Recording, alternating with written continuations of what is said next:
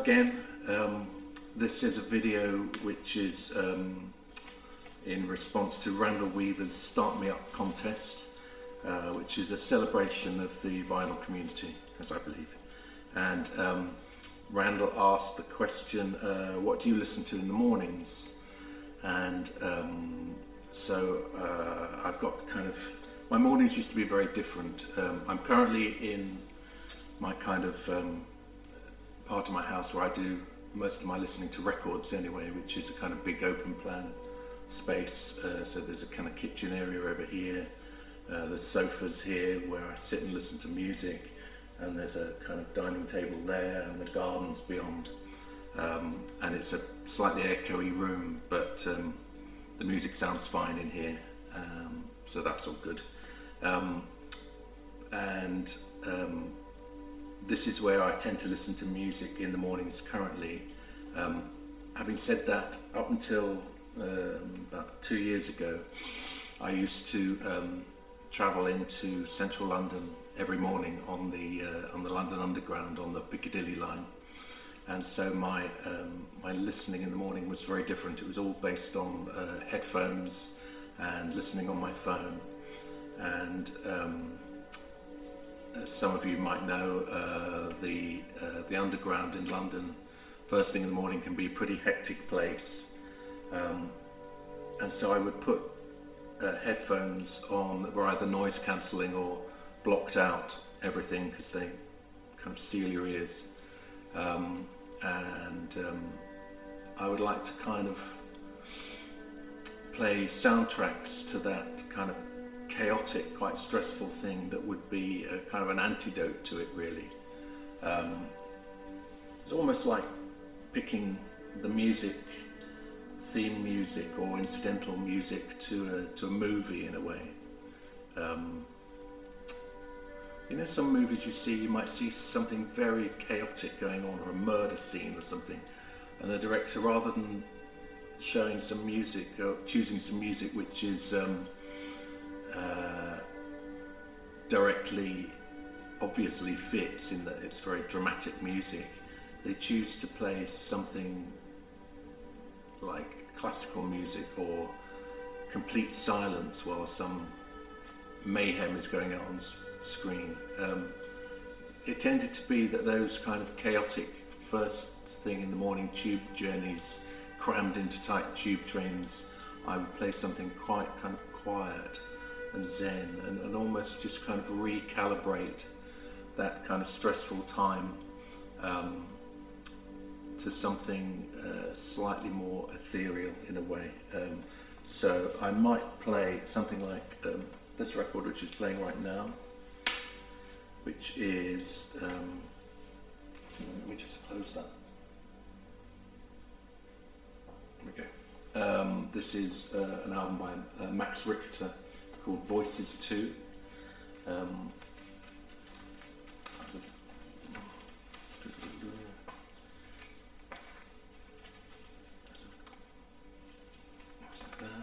It's a double record over 3 sides on clear vinyl. There's a beautiful die cut sleeve. You can see that the typography has been die cut.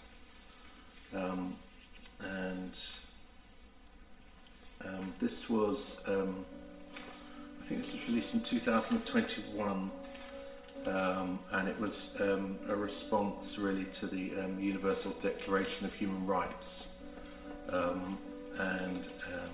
it's a very beautiful, calm piece of music, quite a lot of it piano and strings, and a very tender piece of music. Another thing I'm keen on listening to when I'm in that kind of mood would be one of the records by this guy, Ludovico Einaudi, is that how you pronounce it? Excuse me if that's wrong. This particular one is 7 Days Walking series, and this is day 1. So I think in 2019 Ludovico did a series of walks through the Alps taking Polaroids, and he based these pieces of music which were released over a course of 7 months, each one on a day's walking. And I believe music, certainly from this one and some of the other albums, were used on a few movies, notably Nomadland, a very, very beautiful film. There was some of his music from this album was used on that. So it's Ludovico Einaudi, 7 Days Walking. Another album that I would play in those kind of scenarios is this album by Niels Frahm, which is called Felt.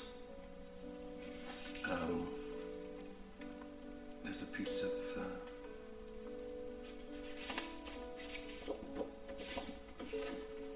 card in here which says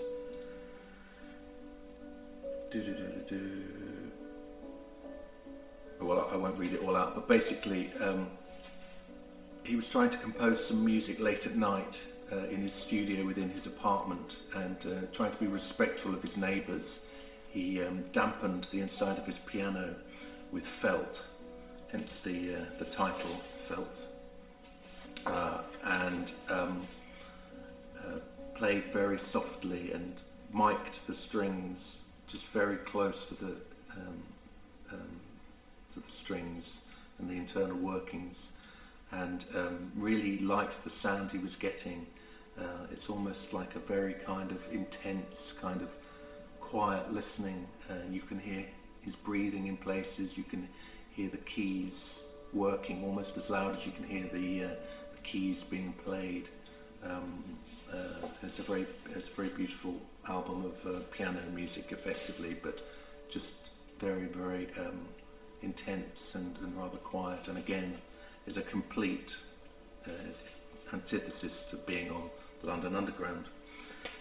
Having said all that, no, I don't travel into town, I work from home, and so my mornings are very different. First thing in the morning I'm down here in this big space, and generally I'm emptying the washing machine or filling it up, hanging out clothes, doing a bit of recycling, drinking coffee, going here, going there, and then I tend to put on quite different music to that, and it's music to just kind of, that just gets me going and makes me happy, and is kind of fairly upbeat music. So this morning I was listening to this album by The Cure, Head on the Door, from 1985, which is a good one to kind of get you going, I think. Other things I might tend to play in the morning is stuff that doesn't tend to go down well other times of the day. So my wife, bless her, absolutely hates the Smiths, so I might well play a Smiths album. This is one of my favourites of theirs. I might play some Radiohead. She's not a big fan. I very much love them indeed. This is a 12-inch single of Knives Out, and there's a very beautiful version of Life in a Glass House on this one, a full-length version with this beautiful kind of jazzy, kind of slightly late night kind of, I think it's a trumpet, and yeah, it's very beautiful indeed. So I quite often I'll pull a Radiohead album out. Another band that tends to get frowned upon if I play them when my wife's around is Mogwai. It's a Scottish band that I love very much. This one is from 1999, an album called Come On Die Young, which was a bit of a kind of, I think it was a bit of a kind of two-fingered kind of salute to the kind of optimism of Britpop, really. But it's very elegant and graceful, kind of brooding post-punk.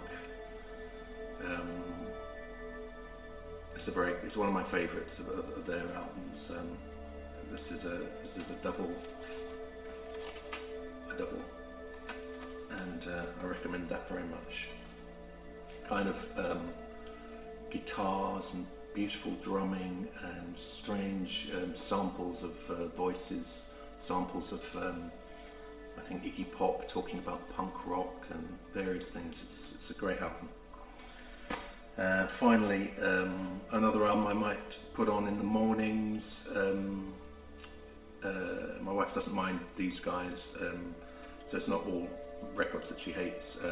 This is a band called Samaras, and this is their first album, also called Samaras, and they're from Iceland. I think this was 2013. It's a double record again. I think this one's also on clear vinyl. And it's kind of synthy. I think there's 3 members of the band of Samaras, 2 women and 1 guy, and very beautiful lyrics in this album. They sing in Icelandic. I think they're all poems, 19th century Icelandic poems, so that the kind of intonation of the voices singing the Icelandic is kind of reminiscent slightly of Björk in the way that she phrases things, but even more so being that they're singing in Icelandic, and it's a very beautiful album. So that's generally what I'm doing in the morning, playing records that are a bit more upbeat like that, and okay, well, the washing machine stopped, so I should empty that now, and it's a beautiful day out there, so I'll wave you goodbye, and thank you for watching. Okay, bye.